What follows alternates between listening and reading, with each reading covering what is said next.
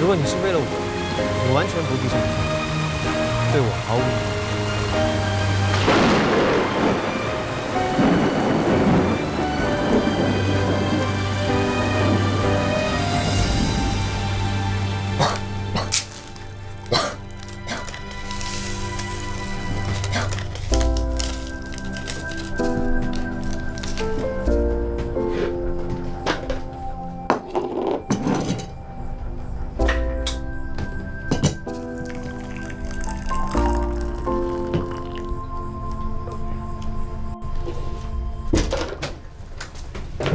气死我了！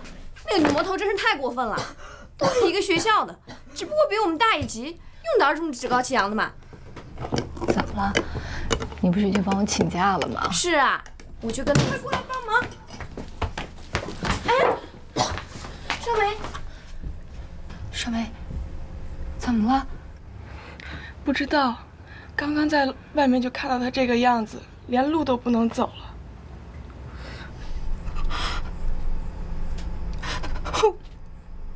我这个月打工的钱都被抢走了，这是要钱搏命！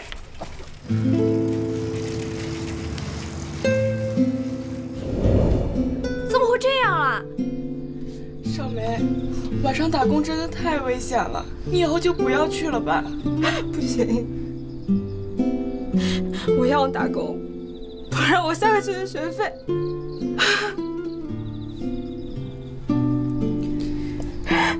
少梅，少梅，如果你一定要打工的话，我陪你去，好吗？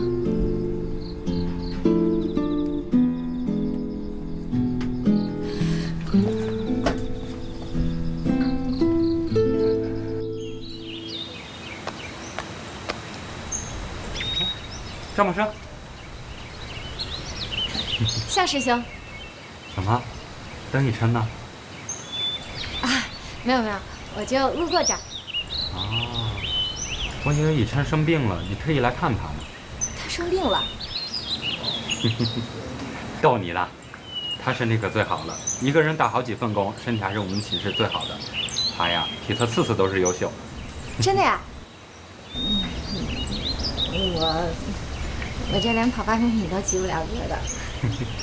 加油！只要把他追到手，就有人怎么教你跑800米了。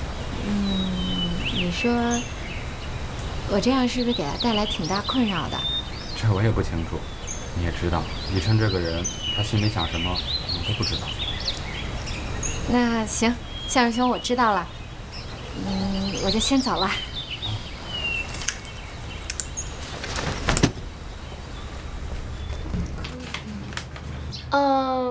那个新人好像很多天没来了。哪个新人？就是化学系的那个新生啊！我早就说过，这些1年级的女孩子能有什么毅力啊？完全就是来玩玩的。我看啊，只要稍微有些困难就不行了。哎呀，那太可惜了。眼看这个高校辩论赛就要开始了，难道要去摄影协会借人了？社长就去借呗，人家社团的社长对你可有好感了，到时候啊，正好把终身大事也一起解决了。大家觉得怎么样啊？别起哄啊！我晚上还有份工要打，如果没什么事的话，我先走了。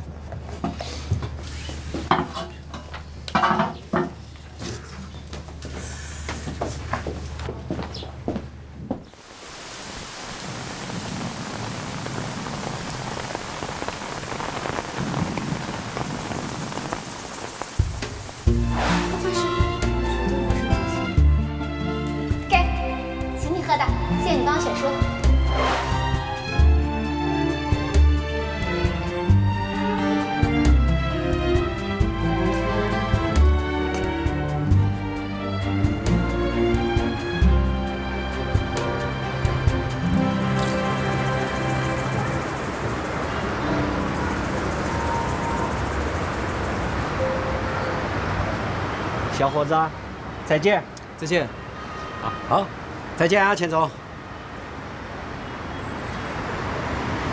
哎，小何，你今天就直接回家吧，不用再回说了。好的，好，那我就先走了。行，那您慢走啊，王老师。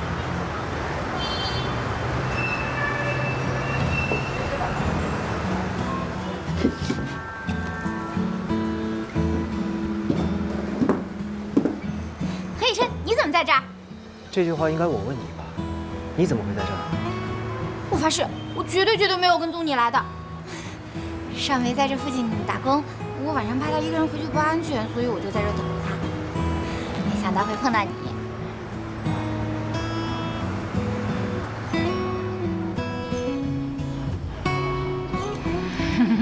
你这些东西的价格比他打工赚的还多吧？所以我没有告诉他，我跟他说我在这上自习，免费喝白开水的。给师兄保命。少梅好像快下班了，那个，我就先走了。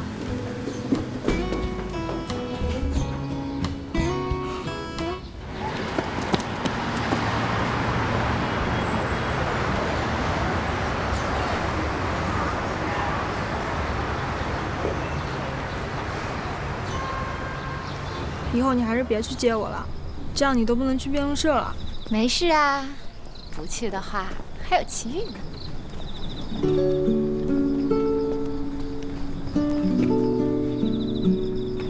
你为什么每天都要从这条路绕回去啊？安全呀，万一呢有坏人出来的话，我们只要喊一声，就会立刻有同校的师兄出来救我们啦。我才不信呢！你是想偶遇何以琛吧？才不是呢！我告诉你啊，刚才我等你的时候遇到他了，所以啊，他现在还不在学校。那你都知道他不在了，为什么还要走这条路回去啊？不知道，我一想到他住在这栋楼里，就觉得跟他走过同一块地方，就很开心。原来喜欢一个人啊，就是连走他走过的路都会觉得很幸福。陌生，你中毒了，真的是中毒了呀！好了，走了，小花痴，走了，走了，走了。哎，何以琛，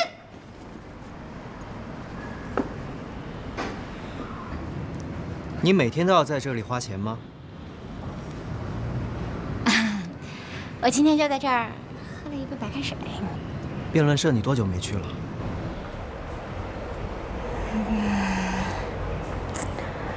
但是我晚上要在这儿接少梅下班，所以晚上社团那边我就可能没法去了。所以你的意思是你要退出？没有的。你知道吗？你进入辩论社，我是投了赞成票的。什么？所以说，如果你中途退出的话，我会很尴尬。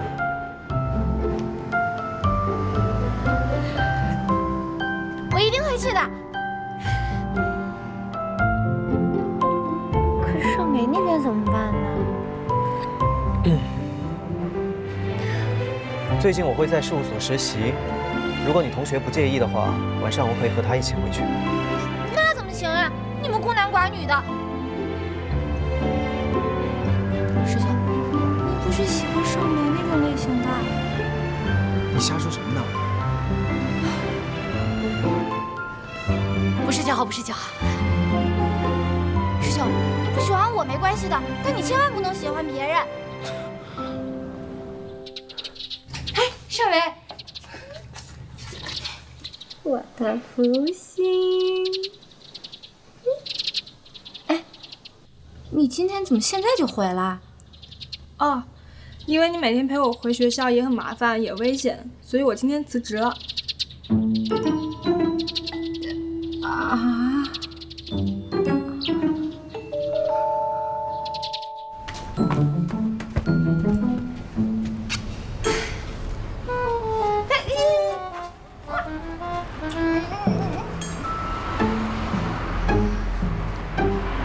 那个就是老板呀。真的要进去吗？我刚辞职，不好意思进去。就是因为刚辞职，这样才好跟老板求情嘛。这工作又不累，而且薪水还高。一定要争取回来。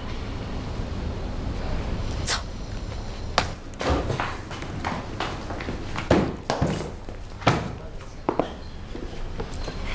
老板你好。老板好。怎么了？薪水不是都给你结清了吗？现在才来要，可没有了。没有，老板，工钱是正好的，没少。老板没有啦，那个我跟少梅现在是专门来感谢你前段时间对她的照顾的。感谢不必，突然立即辞职，一点时间也不给我准备，我可没看出什么感谢的心。其实老板都是我的错，那个因为我怕少梅危险，所以我就每天过来接她，但她又怕耽误我的事儿，所以才自作主张把这儿辞了的。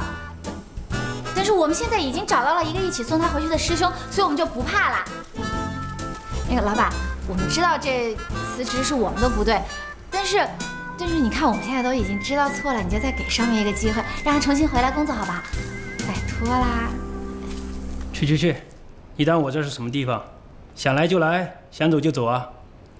他的位置已经有人顶替了，我们这儿不缺人。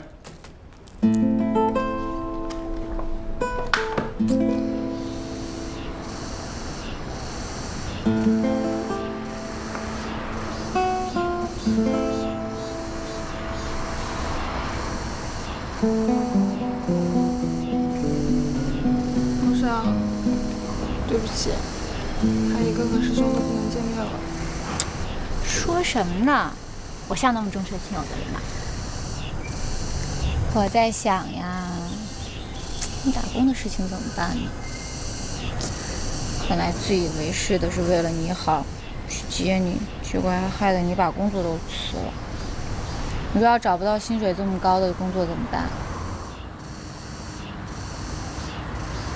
陆少，你真好。好啦，我当然知道我真好啦。现在最重要的是你的工作呀，这样按时结算的工作哪去找？你就别担心我啦，我还可以做家教的。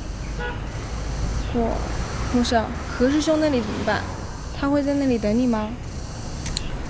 我怎么知道？哎，少梅，何师兄是不是还不知道你辞职的事情？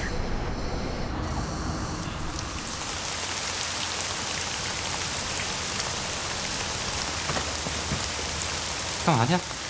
我去趟事务所。下那么大雨还去？周末不用去吗？我有点事儿，先走。哎，不是，哎，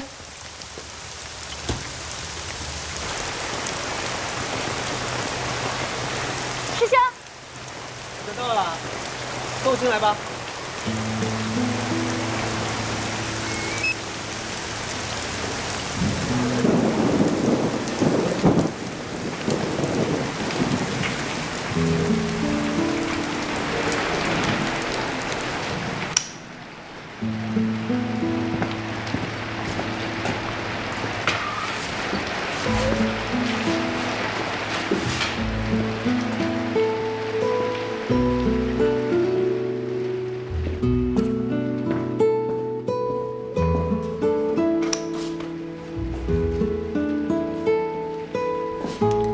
晚上这里没什么人，我已经跟毛律师说过了，你可以在这里等我同学，其他地方就不要乱跑了，知道吗？师兄放心，我肯定不会到处乱跑的。好。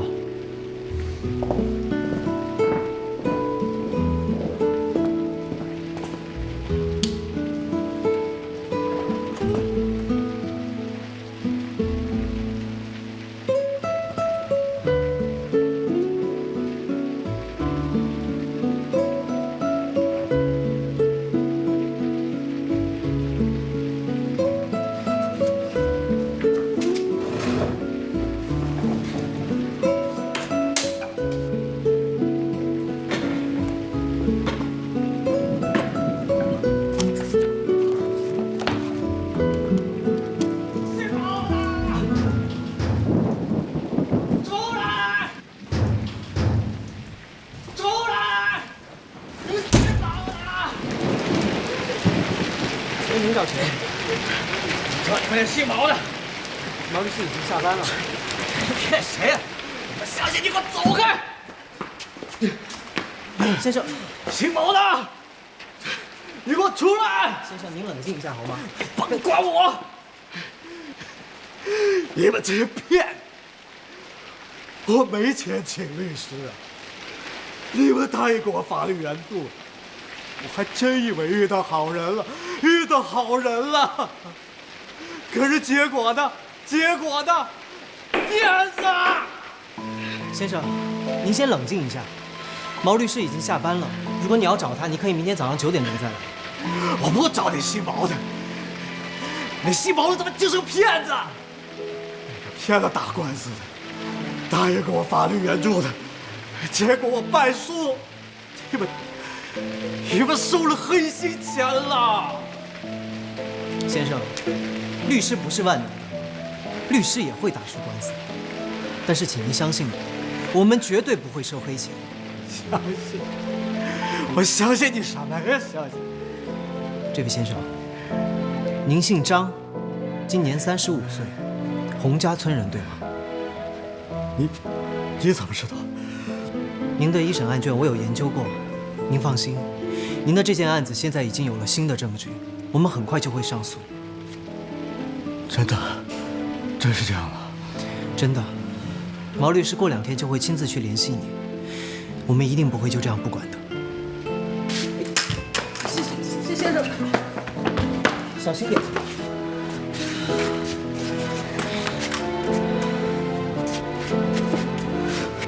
先生，我会跟毛律师留个口信，告诉他你今天来过。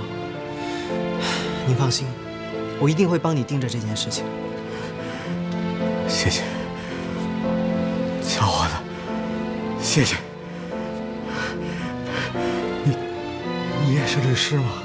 我只是个实习生。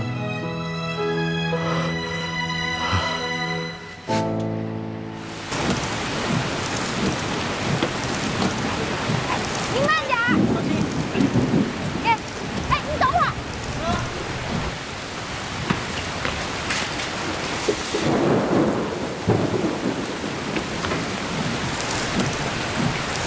给他！这雨这么大，电伞下车的时候肯定停不了。您慢走啊，小心。再见。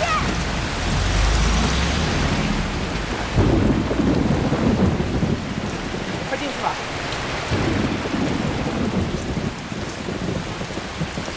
你把伞给了他，待会儿你怎么办呢？这说不定一会儿就不下了。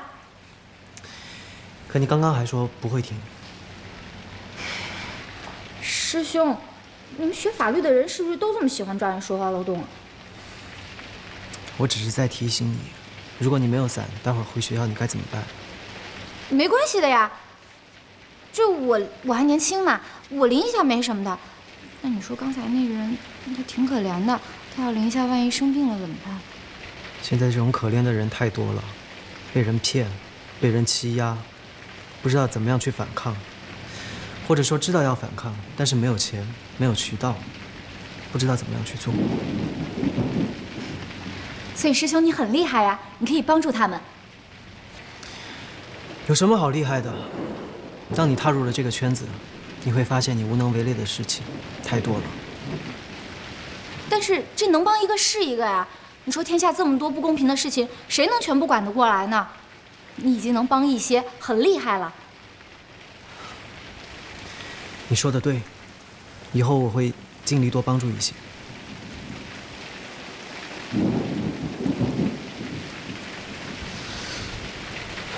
你同学应该快下班了吧？啊？喂，杨磊，少梅在吗？他都回去了。啊，行，我知道了。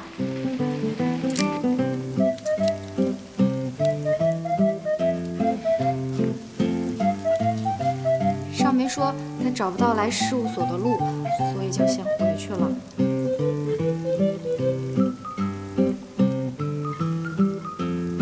那我们也先走吧。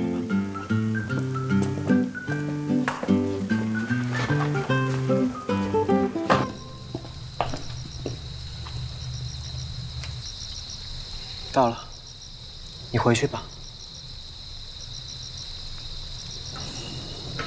师兄，我骗了你。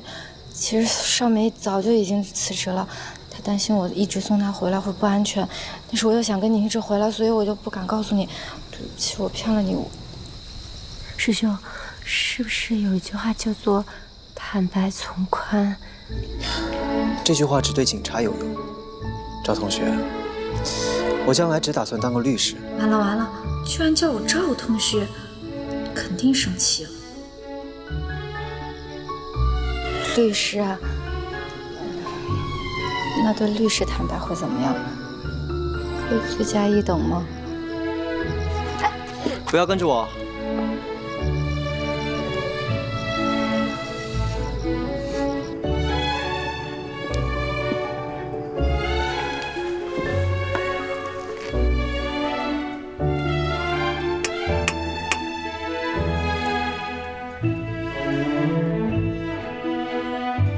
师兄，还在生气吗？这里不是聊天的地方。好了，千里送你养乐多，后来就不要再生气了，好不好？有一句话我一直想跟你说，饮料喝多了会变笨，你还是少喝点吧。我们那和校草说了，饮料喝多了会变笨的。我还是拿回去给小燕喝好。哎，陌生，你现在怎么变得那么坏？不行不行，快喝快喝，要笨一起笨。现在的很多网络语言的很多词儿都非常形象化，就比如说一个冒号后加一个括号，这样呢就能非常好的表达出说话者的心情和面部表情，对我们的语言也是有着非常好的丰富作用。以上是我们反方的观点。赵默笙，你不是不来了吗？啊，对不起师姐，那个前段时间有点事，所以没有来社里。我保证以后不会这样。你别跟我来这套，辩论社不是你想来就来、想走就走的地方。这位同学，很遗憾地告诉你，你说什么？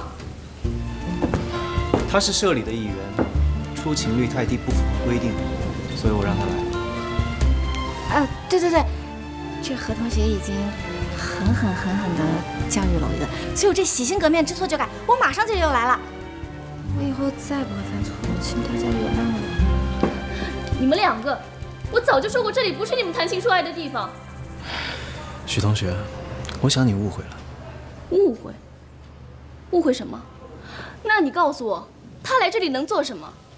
他根本就不适合辩论社，就算来了也只能打杂，连做辩手陪练的资格都没有。别这么说嘛，我记得赵同学有摄影特长。社长。那好，过几天就是辩论赛决赛了，你就负责给大家拍照。哎，不是我说啊，上次我们拿冠军那个照片拍的，洗出来乌泱泱的，一看跟输了一样。陌生，你个任务很艰巨啊，要把每个人都拍好。好的，社长，我保证完成任务。师兄，谢谢你今天帮我说话，我帮说话是不是代表你原谅我了？我有帮你说话吗？有的啊。你误会了，我只是公事公办而已。再说，你照片拍的确实不错。真的？我一定会把你拍的超级无敌特别帅的，相信我。那倒不用，只要拍得像正常人类就可以了。正常人类？何师兄难道在跟我开玩笑吗？不会吧？来！我游戏里妹子给我打电话了，我请你们吃羊肉串来。我上次不是揭穿你真面目了吗？你这个不讲义气的还有脸说啊？哎，他居然在跟人视频的时候说不是本人，毒不毒啊你？不过呢，我这因祸得福，人家姑娘就喜欢我这小眼睛，迷人聚光。你到底吃不吃啊？你废话，白给的，我干嘛不吃啊？那你也来。这回是真吃撑了。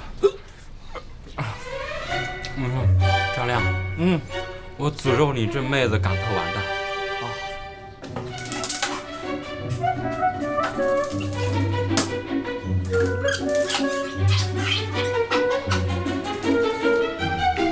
你怎么了？哎呦，胃里难受，吐了。张亮给吃了羊肉串，肯定吃不干净呀。哎，张亮，你不会是报复我吧你？我闲的没事儿，我报复你干嘛呀？你没见我一直上厕所呢吗？我不也吐呢吗？一琛，你也吃了，你没事吧？我没事啊。不对呀，可能因为我吃的少吧。来的好早啊！社长早，干得不错。谢谢社长。你们早啊，你们早点的。对呀。谢谢啊。哎，师兄。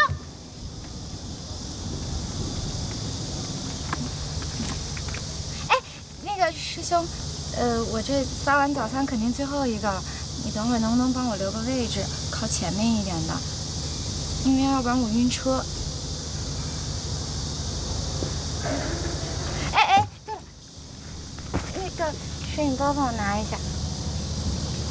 谢谢。那个靠前面一点的。师姐。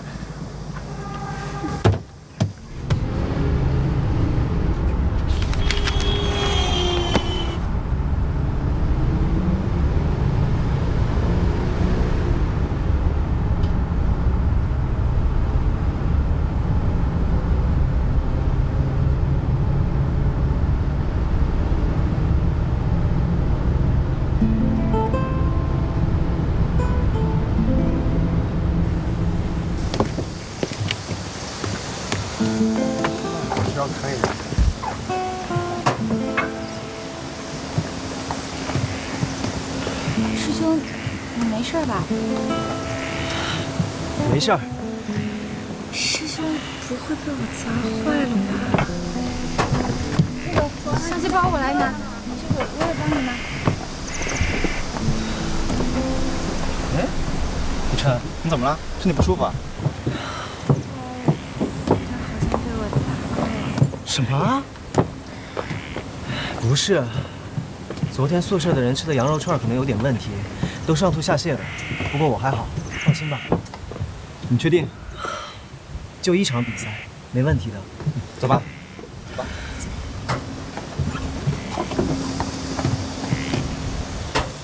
又是。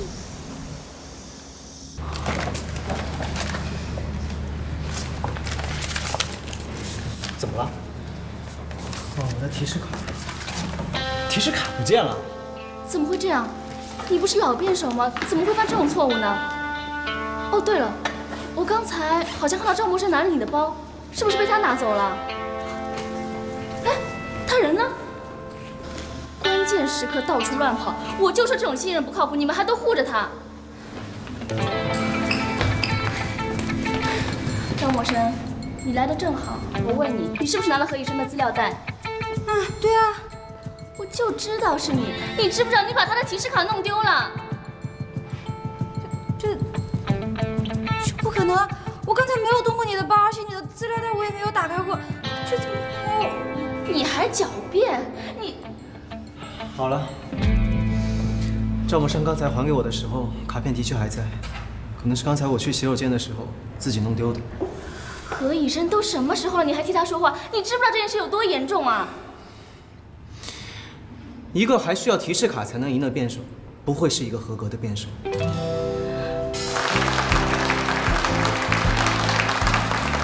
同学们，大家好！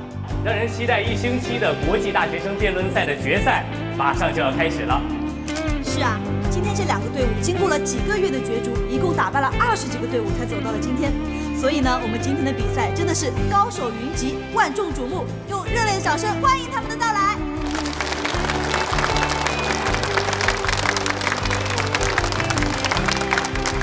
首先，我们要请出的是华东大学的4名同学，他们是今天的正方，有请他们。还有我们来自成华大学的4名同学，他们是今天的反方，有请他们。有请。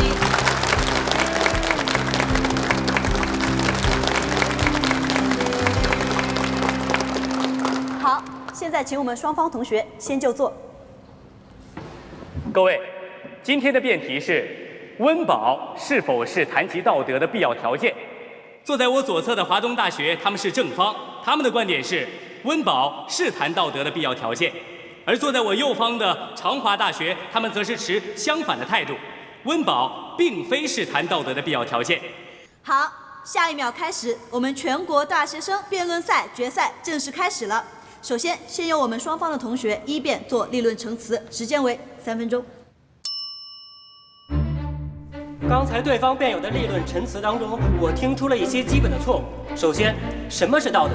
如果你们谈道德，连最基本的温饱都无法满足的话，道德可能推行成功吗？我不得不指出，对方辩友是在混淆概念。对方辩友把我方所提出的温饱是相对温饱的概念扩展到了非常饥寒的境地。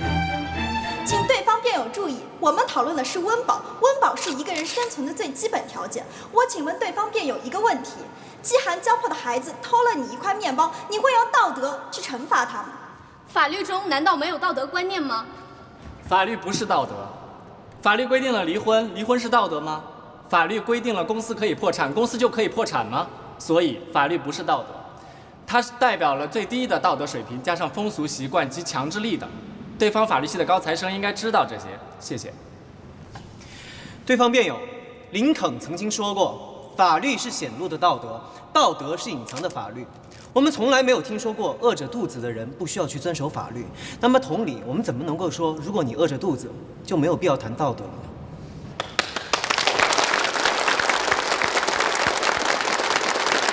真是精彩啊！那接下来呢，我们请反方的4辩何以山同学为我们做总结陈词，时间是4分钟，有请。谢谢主持，谢谢各位同学。现在已经过了吃饭的时间，我和我的对手还没有吃过饭，相信大家也都希望这场关于温饱和道德的大战尽快有个结果，然后大家一起回去解决各自的温饱问题。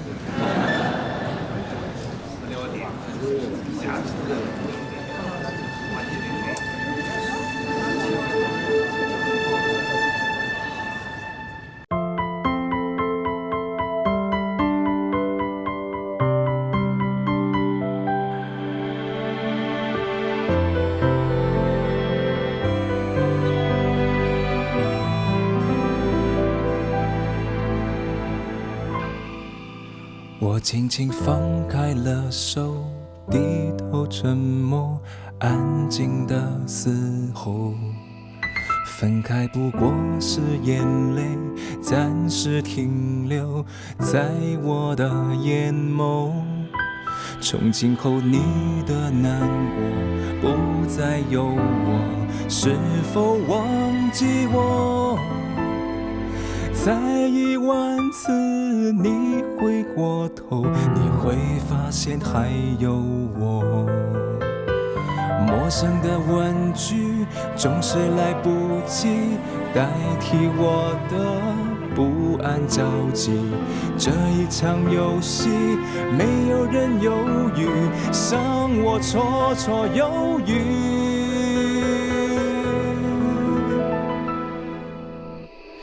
等待最后一眼，最后一遍，最后一天，最后一点滴滴答答消失的时间，最后这场爱情难逃浩劫，倒数幻灭，这渐渐的告别，沿海岸线终结。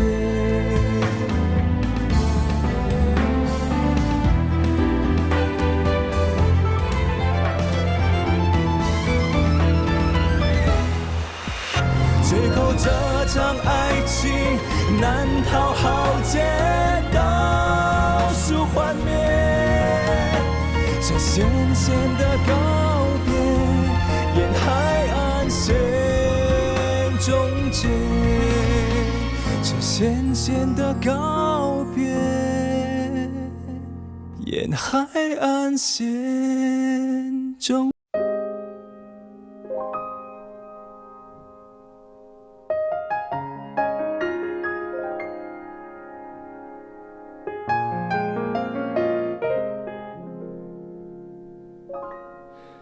我们还没好好翻一翻那错过的几年，那些迷惘路口有你陪我流泪的夏天。时光过客，还来不及去迎合，胸口的微热总是恨不得把你守护着。You are my pretty sunshine， 没你的世界好好坏坏，只是无谓空白。答应我，那天走失了人海，一定站在最显眼路牌等着我，一定会来。You are the pretty sunshine of my life， 等着我，不要再离开。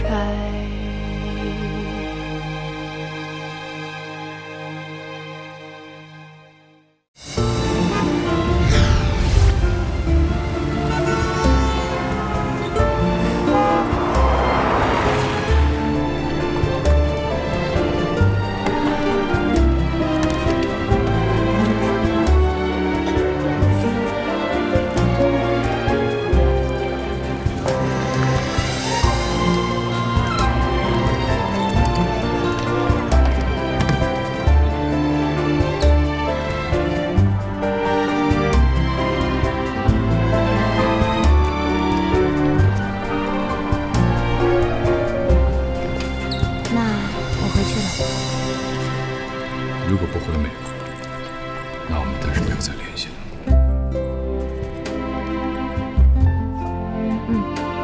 拜拜。再见。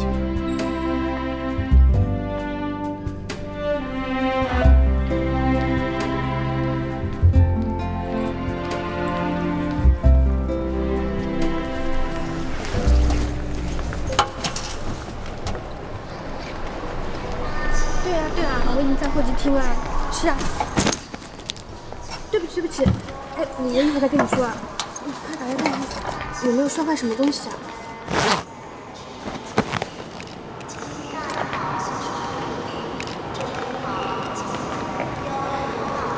没事，相机忘是否摔的？哇，你的相机看上去好专业。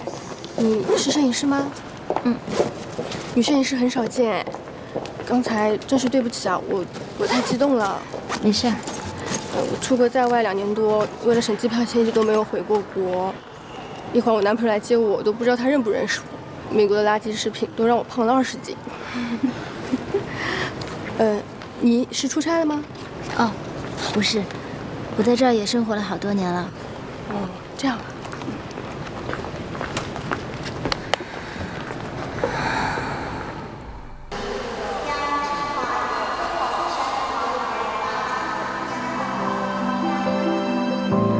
已经7年了，还会有什么人记得我吗？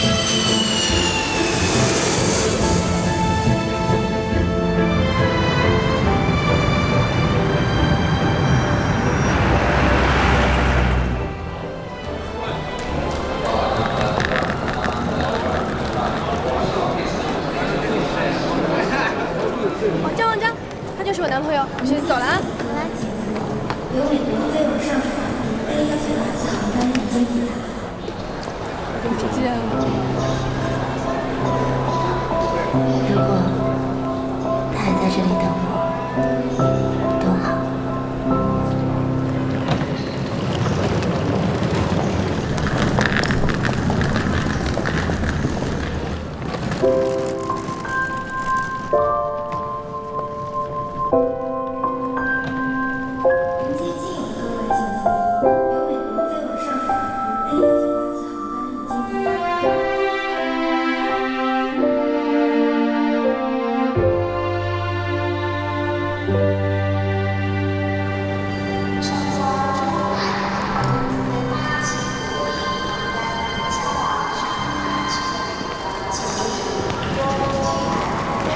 何律师，向律师他们已经出发到对方办公室。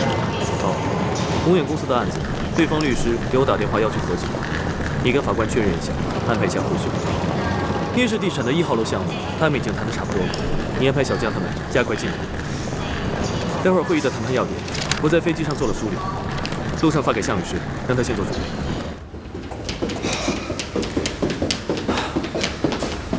何律师，李总你好，抱歉迟到了10分钟。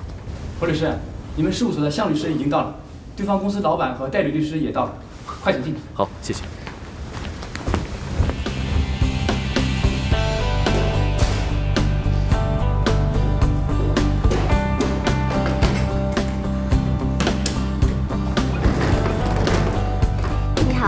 你好，小姐，请问有什么事吗？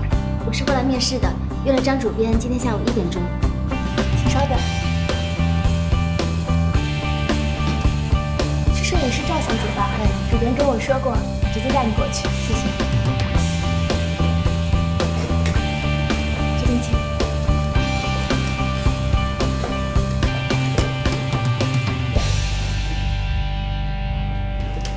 抱歉各位，航班延误，非常抱歉。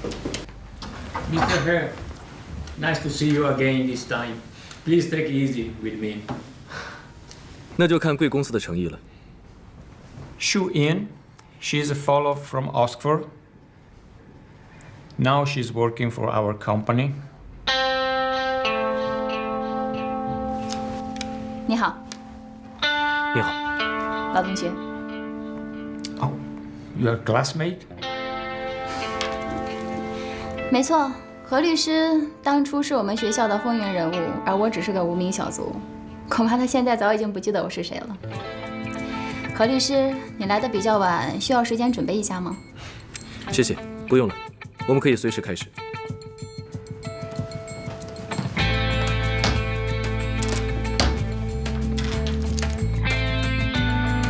何律师，可以女士优先吗？当然，请。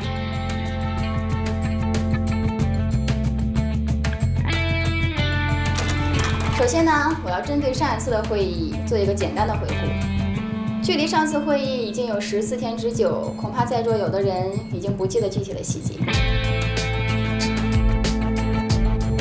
好了，正式进入主题，请大家看一下我身后的这个 PPT。回顾一下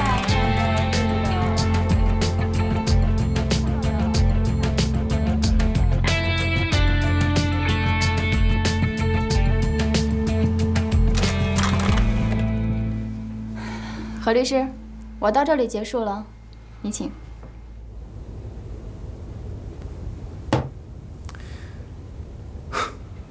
首先，我们双方已经就这次合作协议进行了长达1年的沟通。作为代表律师，我会牢记每一次的争议点和具体改动。但是仍然感谢许律师花费宝贵的时间给我们做了一场精彩的回顾。但我希望下一次我们可以更有效率一些。毕竟我们的每分每秒都是委托人的时间成本。刘律师，整个合同有700多页，在过去1年里，我们双方已经就绝大部分内容达成一致。现在的问题主要集中在2家公司合并后的管理权分配问题上。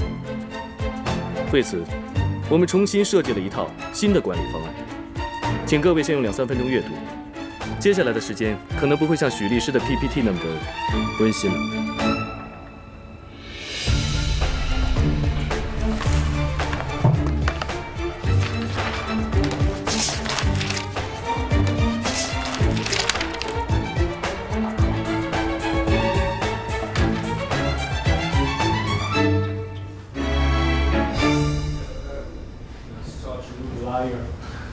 We suggest my boss to hire a professional liar like you.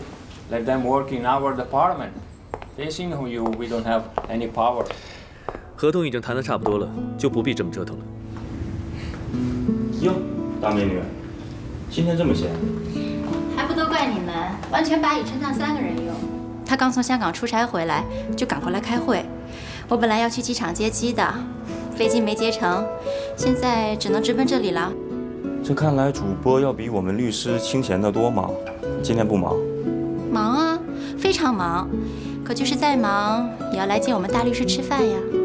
要不，说不定他又直奔律所，废寝忘食了。Any one of you can introduce me this beautiful lady? Nice to meet you. You can call me May. My name is Peter. Nice to meet you too. 你好，我是徐颖，何以琛老同学。老同学？你也是长华的吗？我以前经常去你们学校。是吗？但是我好像没有见过你啊。以琛，你女朋友赵默笙怎么没来？她以前可是你走到哪里跟到哪里的。我还以为这一出门又见她扑上来了呢。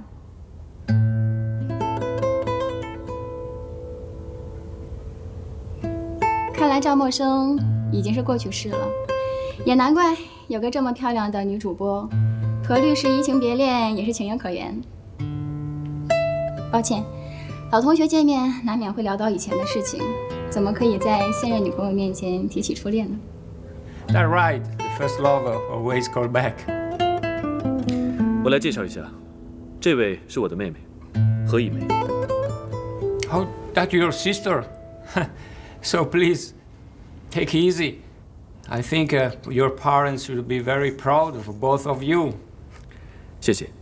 作为哥哥，我自信地以为，我这位妹妹要比哥哥优秀得多。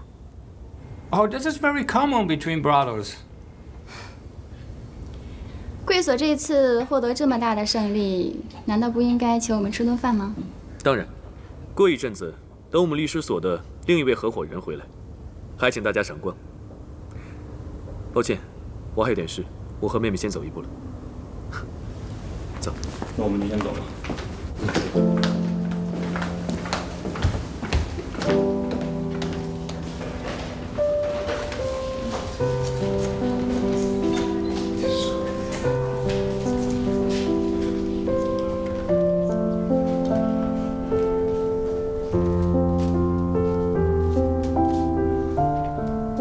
赵默笙小姐，是，我看过你的履历，非常满意。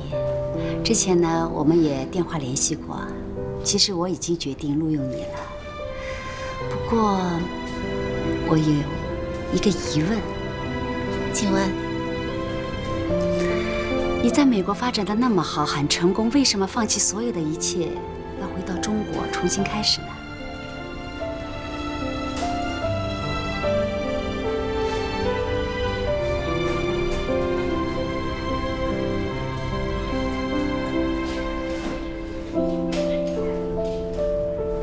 不方便回答。没有什么不方便。我在这里上过大学，很喜欢这座城市，所以就回来了，没有特别的原因。我也在这个城市念了大学，自然而然就留下来工作了。你说的对，这个城市非常有味道，值得人留恋，留下来。确实如此。好，欢迎你加入瑰宝杂志社。谢谢。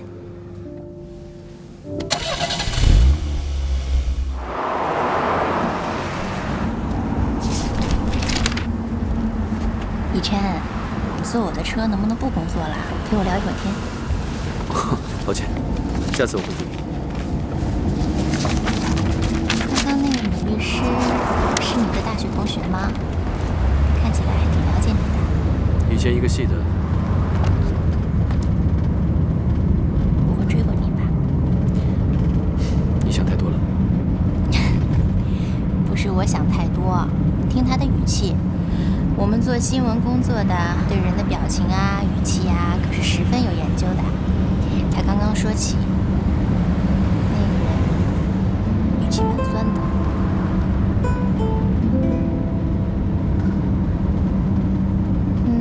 其实他也挺不错的呀，都这么多年了，你也没有女朋友，不考虑一下他？没什么好考虑的。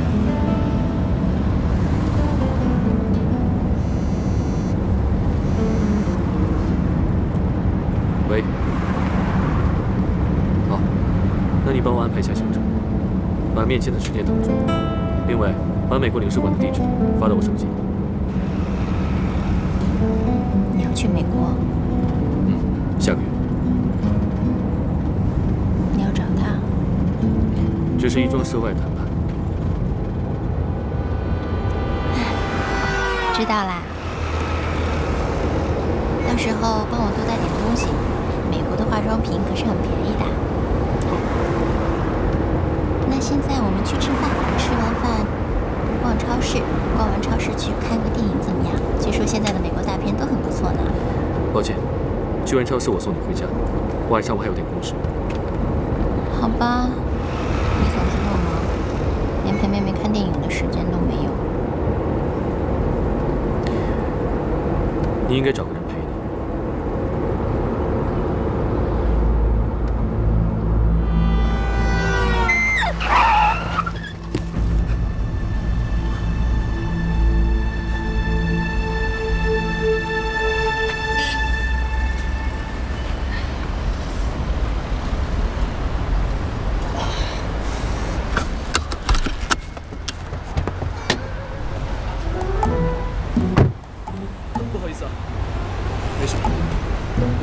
没关系，也怪我自己骑车不小心。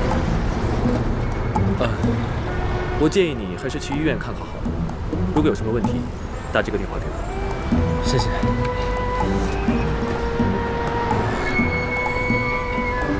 你朋友没事吧？一直把头埋在方向盘后边，是不是吓着了？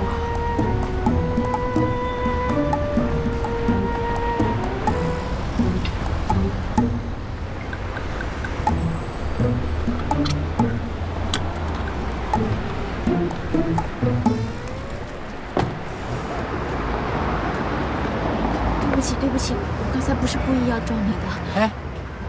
哎，你是那个法制频道的主持人何以梅？是啊。哎，对不起啊，我刚才不小心撞到你，你没事吧？啊，没事，一点事都没有。我都说了，是我自己不好。哎，那个，我妈特别喜欢你，她是你节目的忠实粉丝。那个，哎，你能不能给我签个名啊？就签在这上就行，可以吗？谢谢谢谢。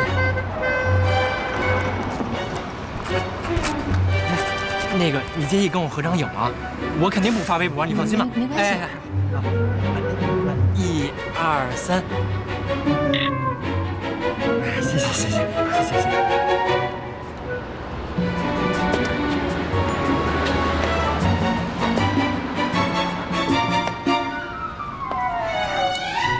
博士啊，如果明天就办入职手续，有没有问题啊？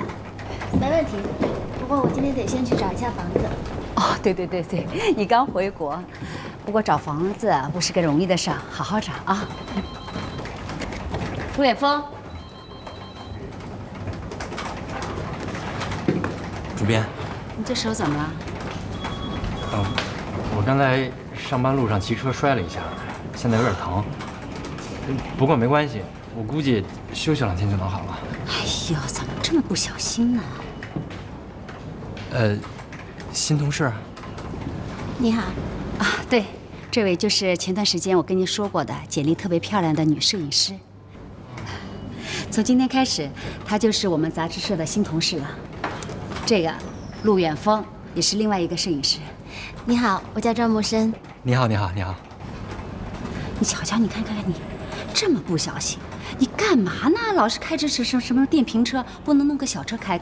你知道手对一个摄影师来说多重要？要不是咱们那大模特昨天气得我半宿都睡不着觉，我也不至于骑车这么不小心啊。看你就找理由，小是有点毛病啊，不熟悉的人他是会挑剔刁难一些，但是总而言之，人家是敬业的，否则怎么会红到现在呢？啊，你真是的，你知道吗？我马上要他的片子了，准备上下一期的封面，你这么一弄啊，怎么办？我还得重新找摄影师，这不是为难我吗？哎，这不是现成的人选吗？我说啊，那明天开始你就接陆远峰的工作，行吗？好，没问题。哎呀，太好了，太好了！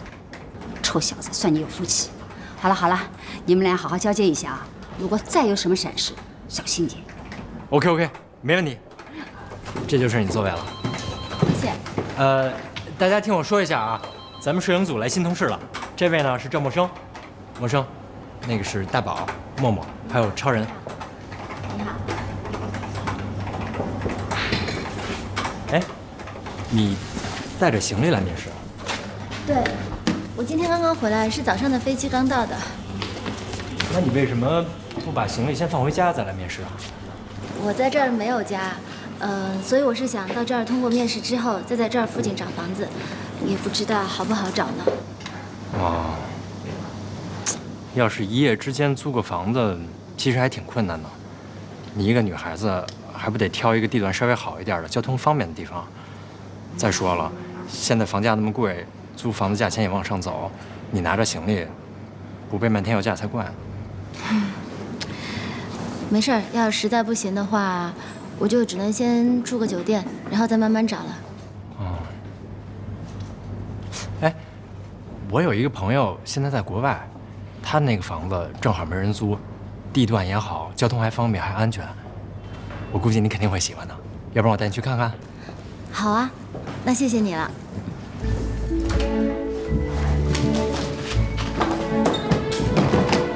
锵锵，怎么样？还不错吧？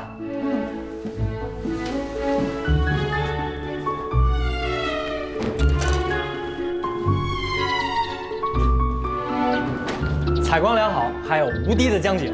这边呢是装修的超豪华的卧室，这边是一个特别大的书房，然后我朋友还留了一套摄影设备给你。怎么样？不错吧？很好，谢谢你啊。那我就听明天准备好之后再给你，可以吗 ？OK， 没问题。就是我朋友之前搬家的时候，把这房子弄得有点乱，要不我帮你收拾收拾？没事没事，我自己来就可以了。行，那我就不给你捣乱了，我先走了。拜拜。拜拜。真的不需要我帮忙 ？OK， 明天见。拜拜。拜拜。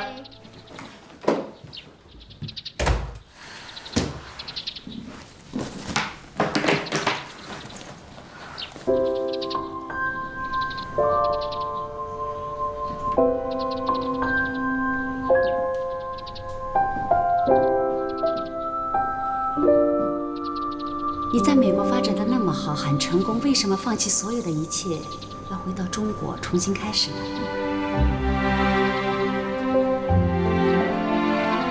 这个城市这么大，我还能遇见你吗？何以琛，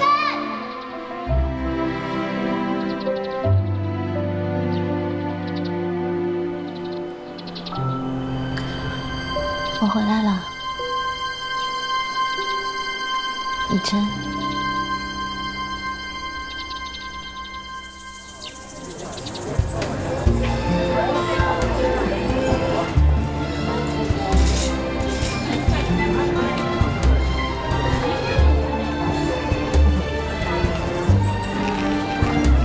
还是国内的城市人呢，真好。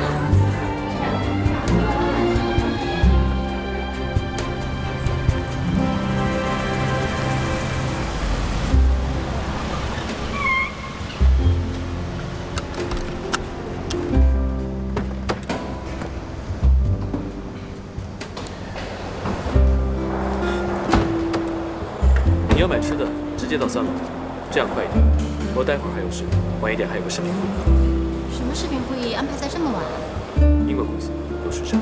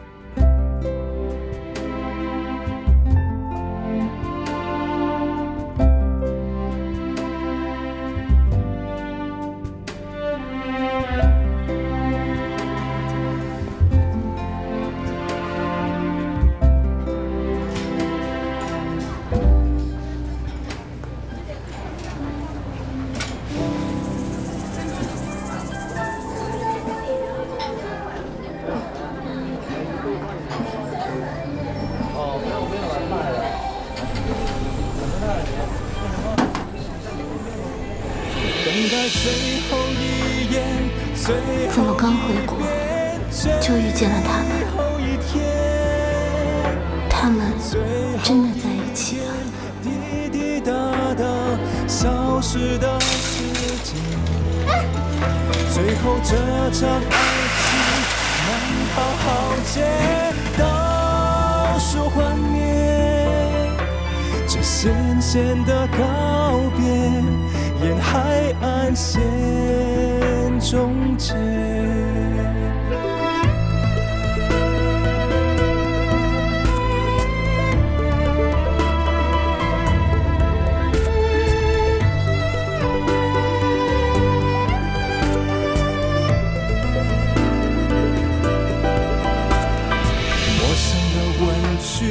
总是来不及代替我的不安着急，这一场游戏没有人犹豫，像我绰绰有余。去打个招呼吗？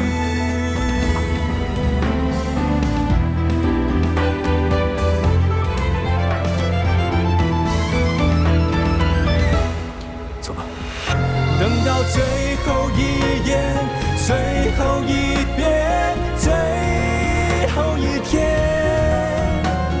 最后一点，滴滴答答消失的时间，最后这场爱情难逃浩劫，倒数幻灭，这咸咸的告别，沿海岸线终结，这咸咸的告别，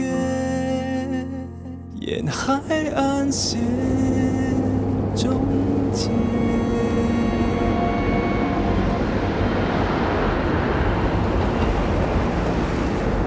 你不用送我回去，先到你家，然后我自己开回去就好了。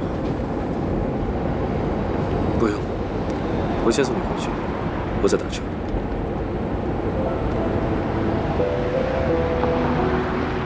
我真怕你会冲过去，可为什么你这样走了，我更难过。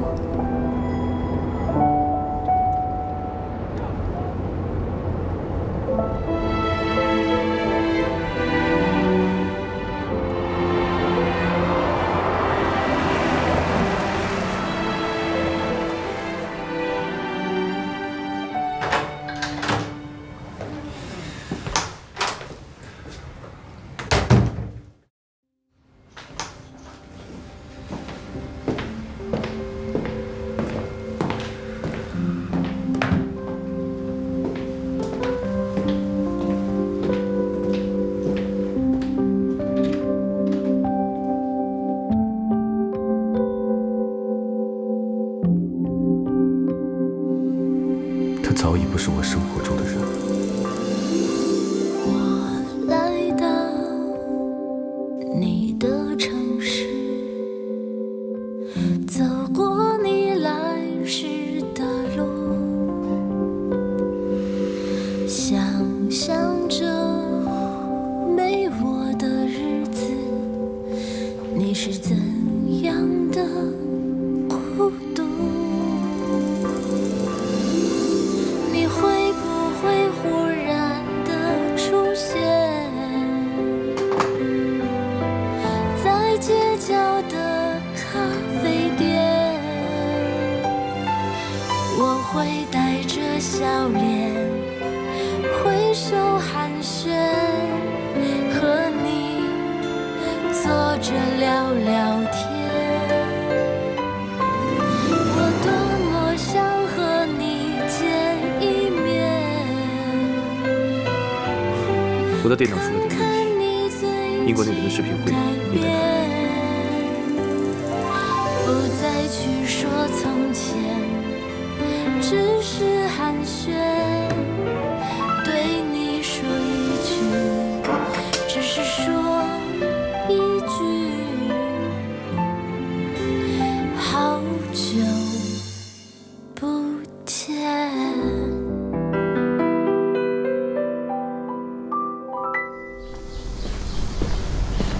南总，何律师早。发生什么事情了？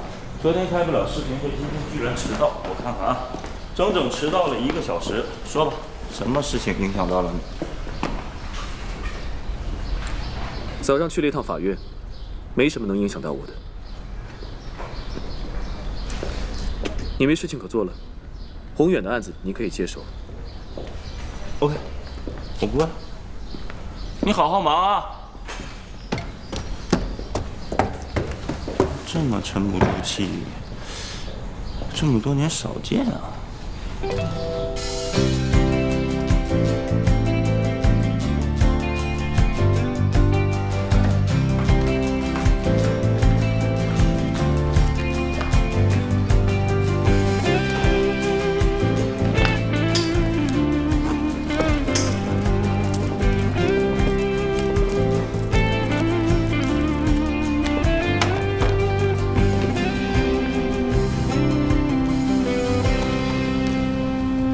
早，老梗。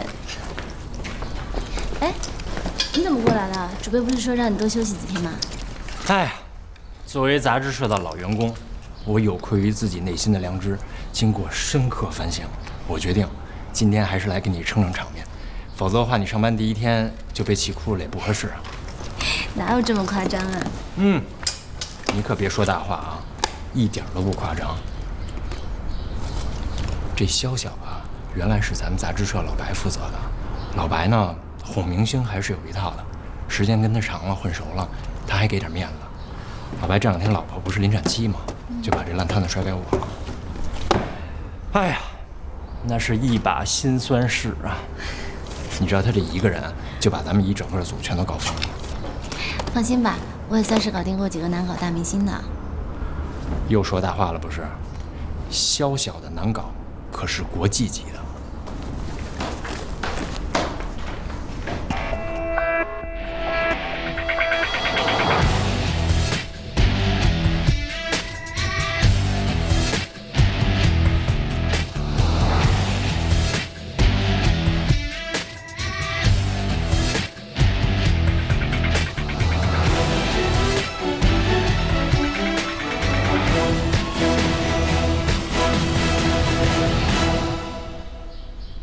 少梅，是我啊。你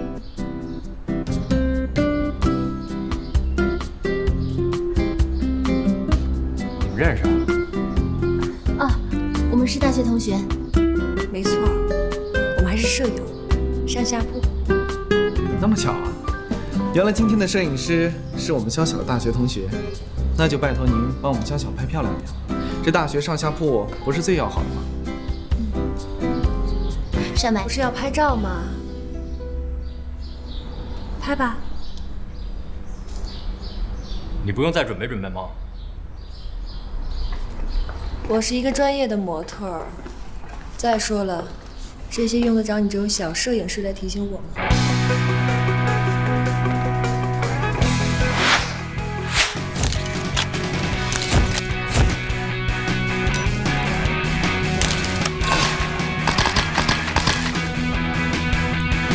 化妆师先补下妆吧。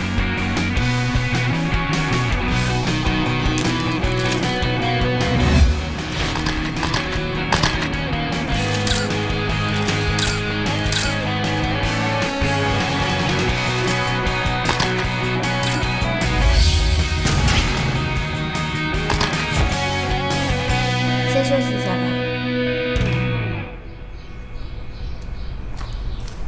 给。谢谢。老熟人拍照就是不一样啊！你今天拍了他1个多小时，他一句话都没说。前天我拍了他10分钟，他就开始骂人了。可是这组照片并没有拍出我想要的效果，跟这期的主题差太远了。我看看，这挺好的呀。肖小就是这风格，大家就喜欢看他这个样子。等一下再拍一组试试看吧，可能是我还没有找到它的精髓。行，哎，但是你也别太较真儿了，只要他喜欢就行，他是爷。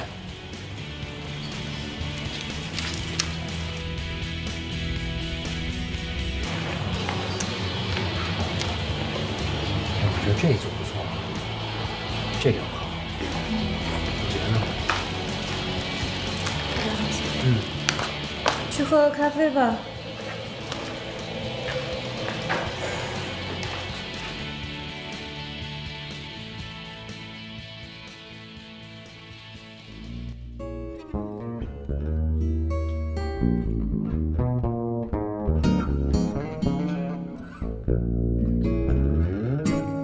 不知道说什么话才好，有太多太多的话想问，却不知从何说起。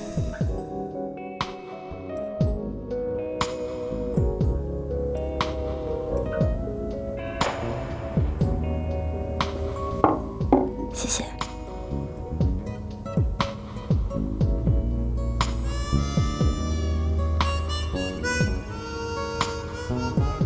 按理说，久别重逢应该喝酒，可是最近我胃不太好，只能喝咖啡了。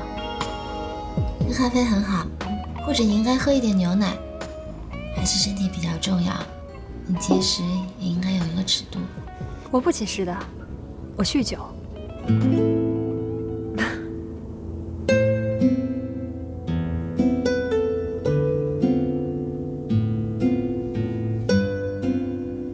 你变了很多。是啊，我变了很多。家破人亡，骗财骗色，我变成这样不是很正常吗？哦，对啊，我还被好朋友抛弃。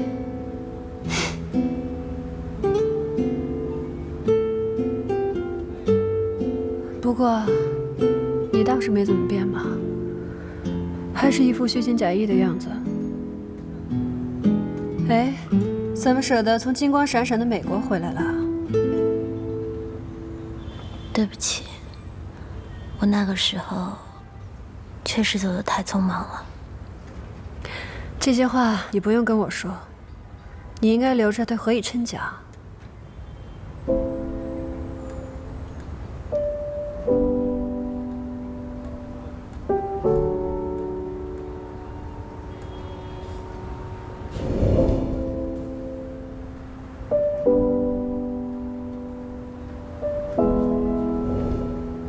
以琛，我想他并不在意吧。不在意？对啊，你可能觉得每个人都跟你一样，没心没肺，无情无义吧。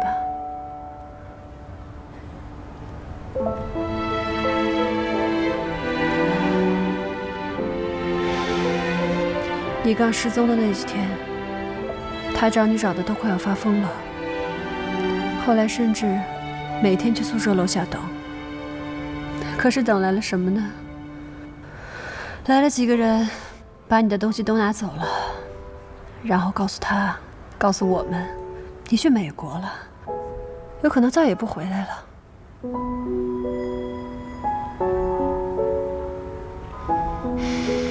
赵默生，你真狠啊！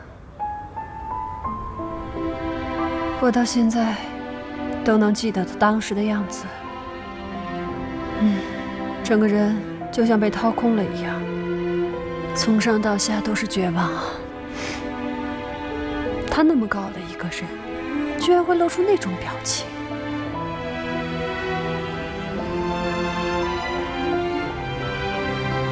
也许他是内疚吧。抛弃他去美国的是你，该内疚的也应该是你吧？尚梅，你不明白，我自己有眼睛，我自己会看。所有的人都以为是我抛弃了他吗？明明不是啊，明明是他说不想再见到我，说他宁愿从来都不认识我。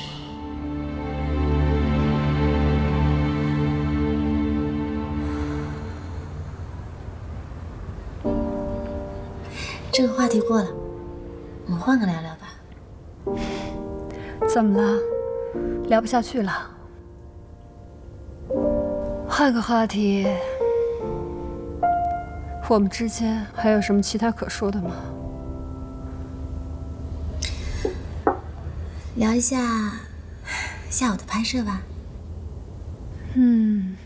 拍摄。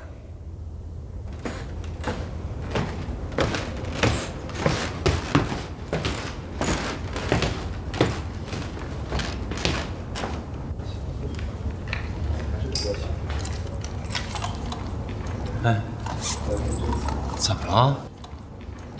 我怎么觉得你老同学态度有点不对啊？没事，准备开工吧。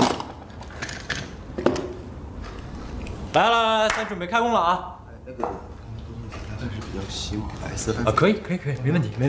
好，这就是我今天身体不舒服，下午拍不了了，收工吧。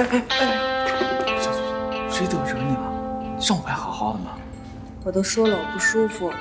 小小，你究竟是不是专业模特啊？前2天不愿意拍也就算了，今天又怎么了？你知道我们租这棚1天得花多少钱？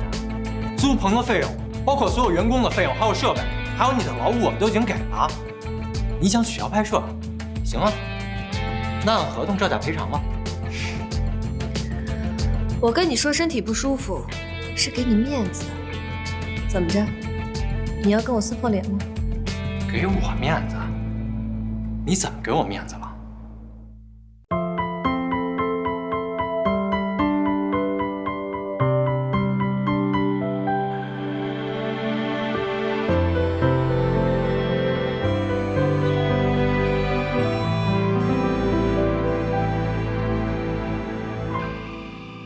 我轻轻放开了手，低头沉默，安静的嘶吼。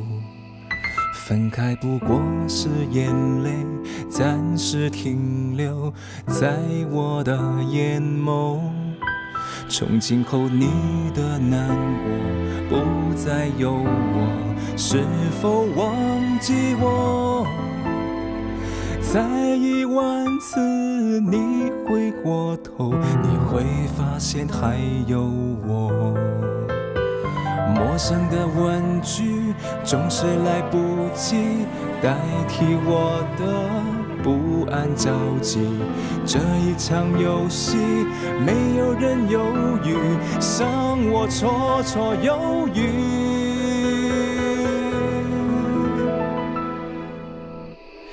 等待最后一眼，最后一遍，最后一天，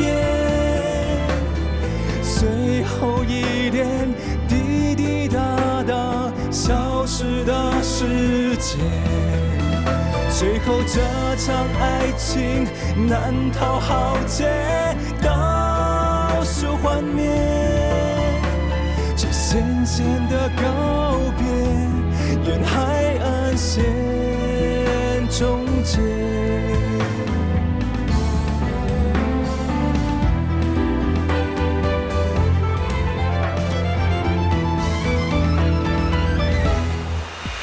最后这场爱情难逃浩劫，倒数幻灭，这渐渐的告别，沿海岸线终结，这渐渐的告别，沿海岸线终结。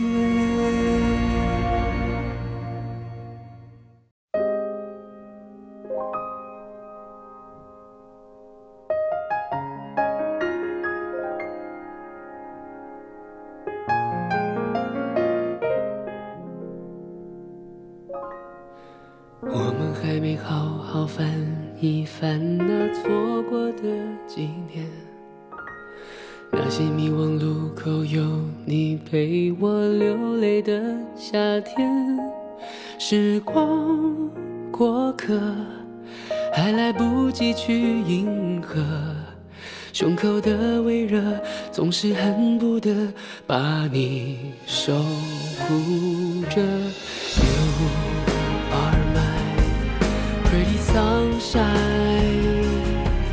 美丽的世界好好坏坏，只是无谓空白。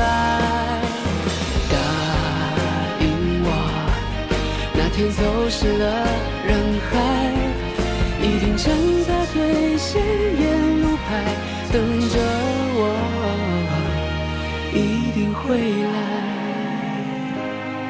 You are the pretty sunshine of my life， 等着我，不要再离开。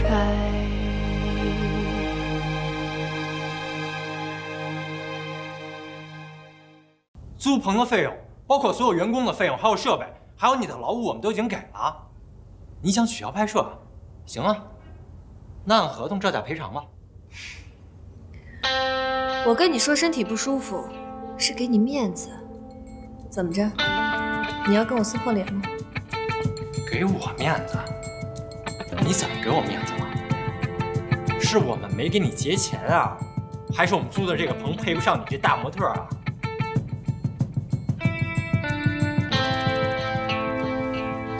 今天让我拍的这些片子，你们看过了吗？是，我是想给老同学面子，可是老同学拍的东西，我不满意呀。这些都是质量很好的片子，不满意，那你就只能怪自己长了张僵尸脸。尚梅，你对我有什么不满意的地方？我们在等一下的拍摄当中，可以好好的慢慢磨合。我叫潇晓，慢慢磨合的话，我恐怕没有这个时间，而且我也不想浪费我自己的时间。我没记错的话，你是化学系的吧？是，那就对了。Kevin，你为什么找这么不专业的摄影师来拍我？我在国外有学习。国外啊？国外的很多经历也是可以骗人的呀。哎，不是有好多海归骗子吗？你有没有搞错呀？你就是脾气再坏也得有个限度啊！他是我们杂志社正式聘用的摄影师，你就是不想拍，也不能进行人身攻击呀。这样吧，我们再另外约时间。远峰，我如果没有记错的话，明天下午好像有一个拍摄，要么就挪到今天下午。这样的话，这个棚也不会浪费掉。不行，社里边催片催得紧，周末之前必须得把封面拍出来。周末我们好像没有时间吧？小小，你诚心找茬是吧？行，你不说按照合同吗？咱们就拿合同出来看，你自己好好看看。这合同上可是明确规定了拍摄时间的。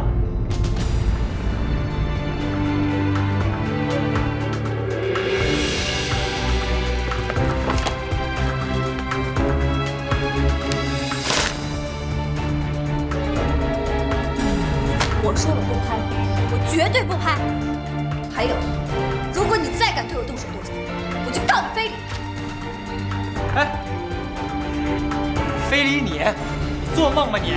撕合同，你等着上法庭做被告吧。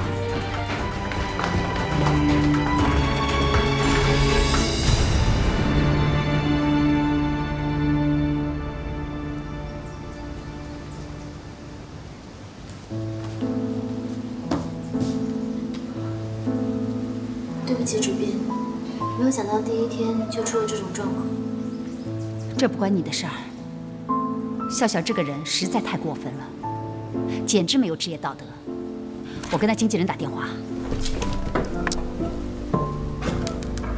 Kevin， 你们这个艺人怎么回事啊？我们从时间上、场地上都尽力的配合，他怎么还不满意？居然撕毁合同！哎呦，我们家潇潇就那脾气，要不我回去再劝劝他？这次我不会饶了他，你们等着接律师函吧。真是过分！现在的艺人怎么是越来越没有职业道德的？我一定得告他。张主编，或许是我工作上的疏忽，是我的问题。要不我跟他谈一下，我跟他……哎，你说什么都不会有用的。默生啊，你刚回国，不了解情况。潇潇这个人啊，脾气太过分了啊！而且他的律师很厉害，我不告他，他会告我，一样他告我，我们告在他前面，得灭灭他的气。讲心里话，其实我也不想告他，只希望他好好配合工作嘛。真是的，哎，要不是他红，谁愿意跟他合作？哎呦！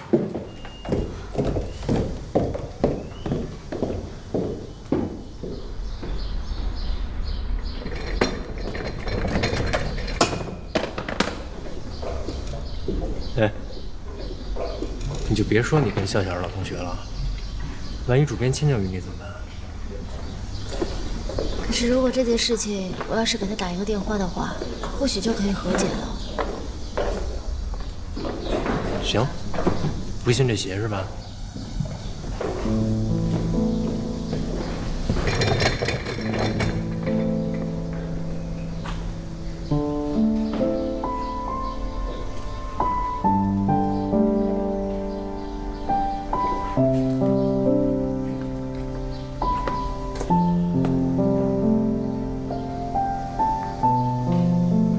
笑笑电话。谢谢。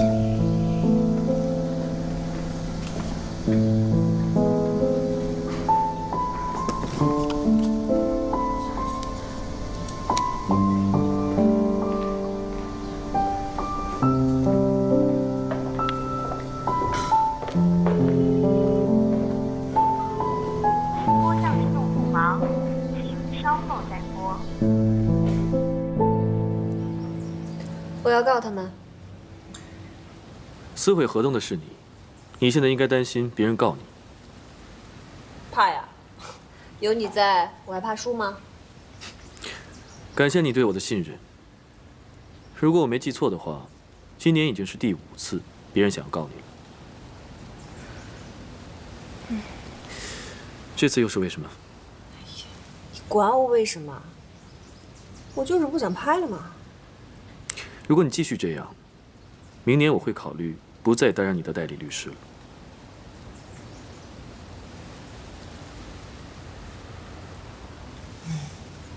也是啊，我又不是赵默生，你为什么会一忍再忍的容忍我呢？